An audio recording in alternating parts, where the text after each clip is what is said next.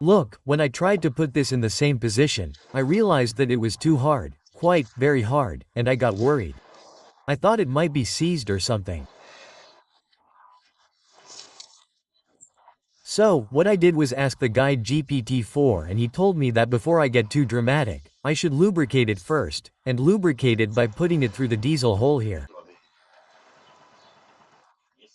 This is the outflow and this is the return, so I should inject diesel through the outflow.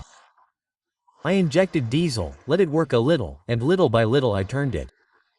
It was hard at first and now it works perfectly. Okay, the diesel part just needed lubrication. Now it works like silk, okay? It offers the resistance it needs to offer on both sides. Okay, it turns perfectly. The resistance is more or less the same, approximately the same. At first I thought this one was bad because it was too soft and this one was good because it was too hard, but it doesn't have to be that hard. In fact, when I put the diesel in and unblocked it, they're more or less at the same level. Okay, come on. So then the position was this, okay? It was this, yes. So, I'm going to clean this now with propyl alcohol. I'm going to put reinfosol on these parts here, just a little bit, a little layer. I'll put the new gasket on and put it in place. It's not strictly necessary. This one came with reinfosol. I'm going to put reinfosol on. Very, the important thing is that it's very, very thin, since I put just a little layer. Very thin. And now we're going to put the new gasket on that we have there.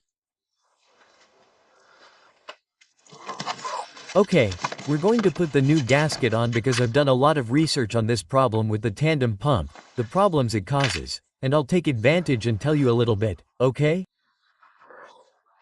And one of the things that all the people who have talked about this usually complain about is possible leaks here, through this gasket, which is not always solved by putting a new one, so we also put a little bit of a rim foil on it. Repair kits are repair kits when there are leaks, but not due to lack of pressure or vacuum. That is to say, the repair kit actually comes with this gasket, this one here plus this gasket that is between. You see this gasket, let's see.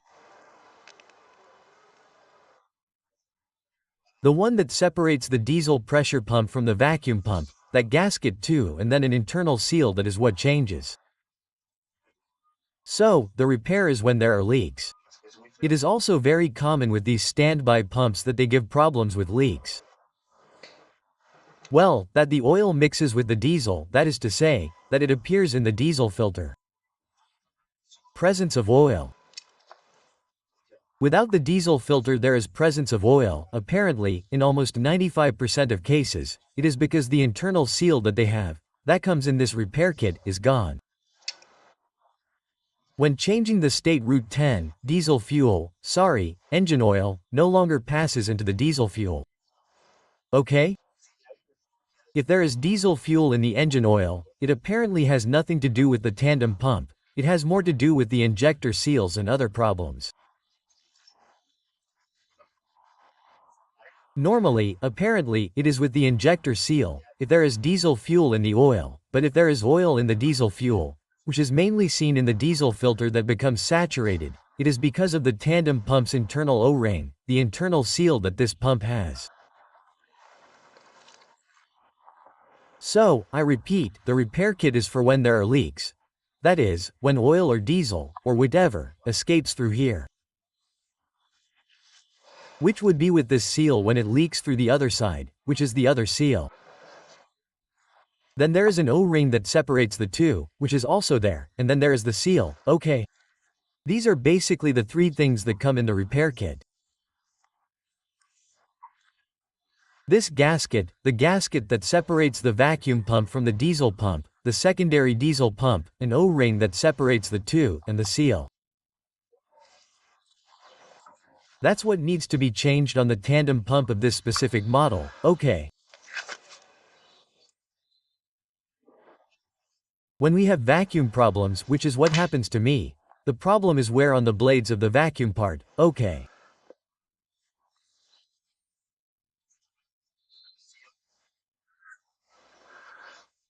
When we have diesel pressure problems, the problem is in the internal diesel pump itself. But if both the blades and the internal diesel pump are damaged, there's no replacement. In other words, the pump would have to be changed.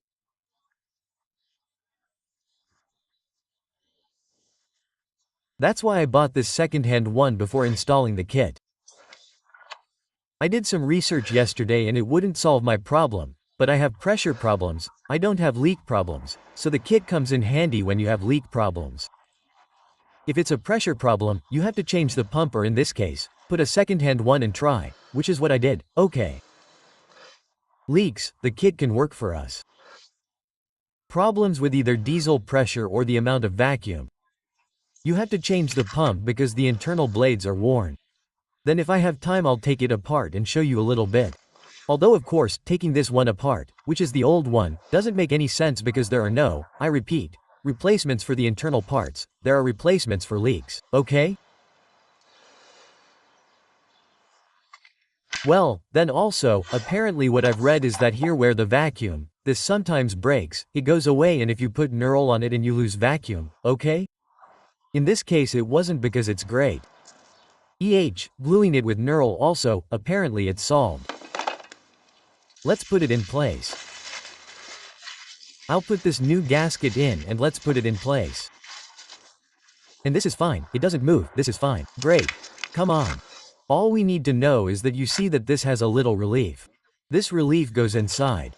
However, I'll leave you a link in the video description for the gasket, this one is just separated. This is from the L-Ring brand, quite good for gaskets. And I'll also leave you a link for the Tandem pump repair kit in case you have leaks, okay? I insist, if oil appears in the diesel filter or if oil spills or whatever and it has oil or whatever. Okay. Okay. But the kit that I'm going to leave you is valid for this reference, okay? 03G 145-209C. The C is not so decisive because it also works for 209 and other endings of the letter. Okay. Well, if you have tandem pumps with other references, then that repair kit won't work for you. Come on, let's take the gasket out and put it back on. Okay, if you have any kind of problem with the tandem pump or anything like that, I have no experience with this. This is the first time something has happened to me with the tandem pump, and what happened to me is what I'm telling you. Everything else I've told you about the diesel being mixed in, sorry, oil in the diesel filter and so on are things I've read and researched, but I don't have the experience. I mean, if you ask me about a specific case like you sometimes do and such, I can't answer you because I don't have experience. All I know about this is what I'm telling you in the video. If you have something that doesn't have to do with what I'm talking about in the video, I don't have experience in this regard, so I won't be able to give you a precise answer. These two little things have to point there, okay? We put it like this, we put it in there, and I don't know why it doesn't fit properly. Well, I'm going to tighten it a little to see if it fits properly. Perfect, it's in, perfect. Okay, now I have everything there, perfect. Come on, let's put it in. When you put it in, you have to clean it well. I cleaned it again, and went over the entire surface that makes contact with the cylinder head. And then the key is that the position of these two pivot pins fits perfectly with the position of the camshaft there. Do you see how it's tilted? That has to fit perfectly. If it doesn't fit perfectly, we'll mess up, really bad. Come on, let's put it in, okay? Well, it took me more work than I thought, okay? To square it up, I had to do it 3 or 4 times. You have to keep trying, okay? Turn the pump a little until it fits well with the camshaft. In the end, it has to fit in and it has to fit well. In the end, it has to click and fit in. If you see that you are forcing it, what you have to do is apply a lot of force, and such as that by millimeters the males are not lining up well with the females, and in the end they have to fit together like a clack, okay? It makes a clack and fits perfectly. I thought it was, but I didn't have to force anything until I moved it. I moved it to one side, the other a little bit, another millimeter until it fit. Okay, and it fit perfectly. You can also tell when it fits perfectly, it goes in perfectly and there is no slack. So there you have it. Come on, let's tighten the 3 screws to their torque. Now I'll tell you what the exact torque is. And we'll assemble the rest of everything we had disassembled before. This one is superimposed. You see, now I'm putting this thing here with this little thing, the one up here. First I tighten it by hand and then with the torque wrench, okay, and then we have the one below. This one here which is the most difficult. First, you have to put it in by hand, without a wrench or anything. I tightened it all the way by hand. It has to go in smoothly. If it goes in with force, it means that everything is not properly aligned. It has to go in smoothly. Okay, now we are going to give it the final torque on all three. Indeed, I looked at the workshop manual and the torque is 21N so. Let's do it with the torque wrench that I have here. 21N, that's it. Sorry, 21N. No, 20N, 20N, 20N, okay. Let's do it with the torque wrench that I have set to 20N, let's see. 20N here.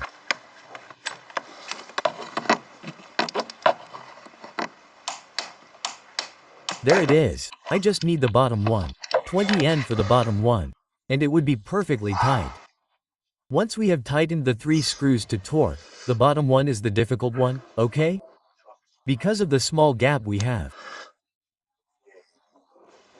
Let's put this cooling tube in, okay? That we have here. Where did I leave it? Here. Come on, let's put it in. He's already put the clamp in the difficult way, which with a hole isn't difficult at all. And he's put this sleeve in, which with a hole isn't difficult at all. I mean, I recommend removing these sleeves to do this operation because it makes everything a lot easier. That screw is already complicated. If on top of that we have to be fighting against unforeseen events, well, it's worse. Okay, come on, let's put this little screw up here, the 2 down here, this sleeve there, the paper in the way.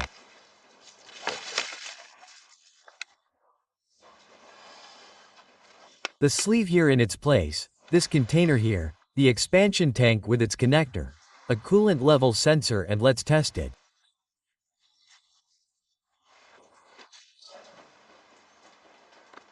Well, putting this little screw here, that little screw there at 10 newtons.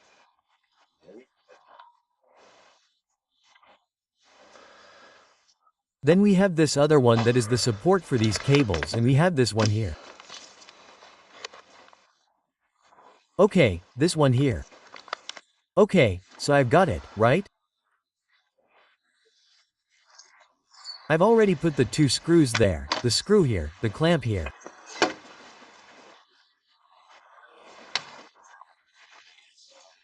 So now I need to put the expansion tank that has this little macaroni here and this connector. Oh, and this connector here that goes down there. Okay, we put the expansion tank, we connect it, and well, now I can put this here, which will be easier to put the expansion tank in first, okay. The blue one, the one below, which is the return, and the white one, the one above, which is the supply. Let's put it like this. Put the white one on top, the blue one on the bottom. There they are. And now, yes, since we're going to put the expansion tank in. Nothing, we've already put this hose, this hose, this hose. We have the connector for the coolant level sensor there. We have the 2 hoses, this little thing, everything. Here I only need to put this pipe here, okay? With the non-return valve. This is the non-return valve. Remember, it has to blow in one direction, preventing air from going in the other direction, and that's it. This goes in there already screwed on, and this goes in here. Once I do that, I'll pick up the tool, fill it with coolant, but since I don't want any air left in the system, I'm going to do it with this new device that I bought, which does it by vacuum, and that way it removes all the air that I can see in the circuit, and that's it. Try to start it. Okay, so that's it. We put this here, we put the clamp, and we put this there. Fantastic. I have it here with the clamp. First I want to start it, and once I start it, when I've already put the coolant in and I see that it starts well, because now it might have a hard time starting since it's run out of fuel and such, I'll do the first thing of all, the most important thing. The test of measuring how much vacuum, and then I'm also going to do the test of measuring how much diesel pressure, which are the 2 that I can do. The vacuum gauge has to give me more than 0.6 or 0.7. It should be 0.7 or so bars, which is around 700, and the measurement I have there on the vacuum gauge. Okay, well, I think I have everything here, except for the good one. Pick up the tool and let's refill the coolant. With this little device I'm refilling the coolant, but making sure that there's no air left in the circuit because this creates a vacuum and then refills it by vacuum. Okay? It keeps filling up and when it runs out we'll refill it again. I have a little more left, so the thing is, I open this, I need a compressed air compressor. Okay, sorry, first I have to close this. I close the water one, open the compressed air one and I press it here. This is going to get rid of all the excess air. The little tubes are compressing. This is going to pick up a vacuum until it can't pick up any more vacuum. When it no longer takes up any more space, which is when it stops moving and doesn't move forward, I close it, press it and open it. Okay, then it sucks the coolant from here and you can see if it's refilling.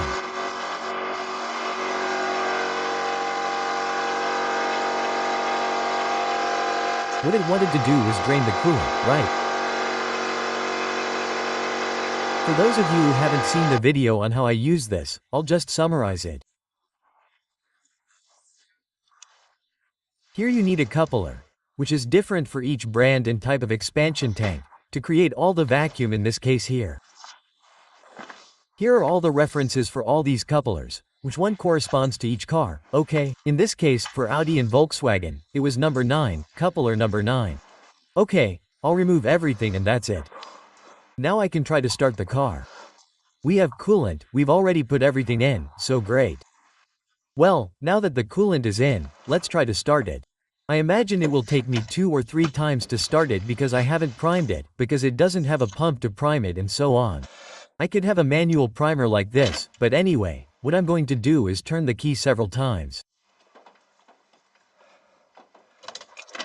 Domingo, and I'm going to take the key away. The old lady is the star. I'm going to do it 5 times.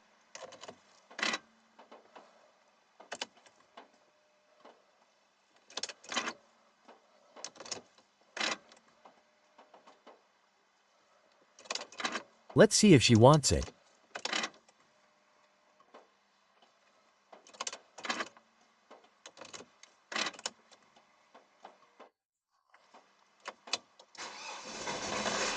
Yes, the first time. It started the first time.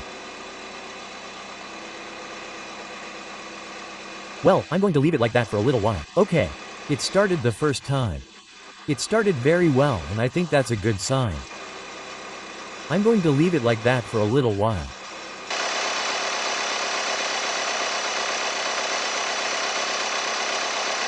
We'll do it again so that all the coolant is drained properly and such.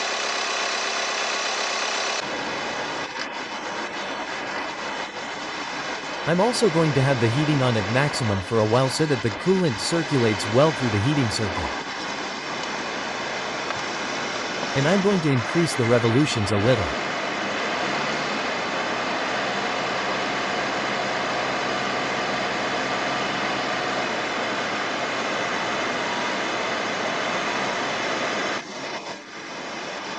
Okay, the foot brake seems to work well.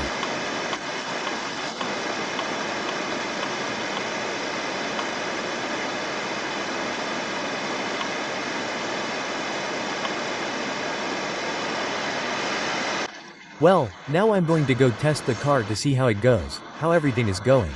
I'm going to try it later when it's at operating temperature to give it a little more power to see how the turbo works. If that fault with the Lee mode happens again and I'm going to brake several times in a row and at idle to see if the brake pedal gets hard or not, and then when I get there I'll check the measurements. At the moment it's going great. I've been braking several times in a row and it doesn't lose vacuum, it doesn't lose power. Before, if I braked 5 or 6 times very frequently like this, when stopped there at idle it would get hard. Now you see, I release it, I open it. And it doesn't get hard at all.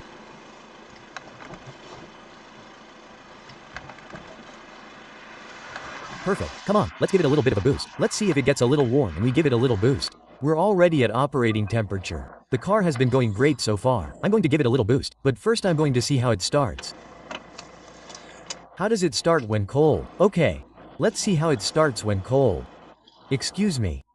How does it start when hot? We turn it off. And we give it a good boost, without any problems. It starts at first without any major problems. Come on, now we're going to give it a little boost. Set to manual. Manual transmission. There's a lot of traffic, but I'm asking it a lot of power, and so far it's responding phenomenally, right? Come on, 2,000 revolutions. I won't get into idle mode, no matter how much I'm asking the turbo there. 3,000 revolutions. Come on, let's shift into fifth. It accelerates like crazy. See, it accelerates like crazy. No L mode, no laziness. I mean, for now, what is the dynamic test of the car? This pump that I put on tandem, from my point of view it's going phenomenal, in the absence of testing more, especially in traffic jams and such. But now we're going to see the theoretical values that we're going to do the measurements.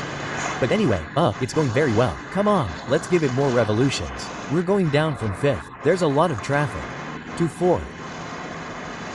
Wait for the cars to move away a bit. Okay, let's rev it up a bit until we get to 3,000 and something. We're going to go over 3,000. Accelerate, accelerate, pull away. And so far, no mode, huh? I mean, very good. Let's see the theoretical tests in the garage. Set to sport mode, which also revs it quite a bit, and that way I can record more easily. Nothing, it goes up perfectly. I keep it in sport mode. Look, 3,100. At 3,100 it changes more or less, but the car accelerates much more than before, huh? Or at least that's how it feels to me. Sonar brakes like a charm, and no mode or anything comes on when I ask the car to give it some gas.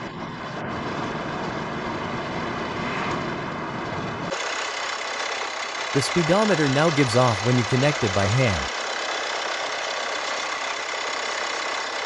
The thing is that it was around 600 minus and it's around 500 approximately. It's around 500. Before we had it at 300 and we've increased it by almost 80% more, but it should have increased in the pores. What does this mean? That this pump is also much better than the one I had, but it's still not perfect, and I had bought a new one because, as I told you, the vacuum issue is beyond repair. What can be repaired, we've said about the, but anyway, we've reached 500 here, okay. 500 milliliters H. I think this should be more or less like 0.7 bars. Looking at it with 0.7 bar it would be sucking. I'm going to see the difference between this and the bars. Okay, I'm going to do it more praising now.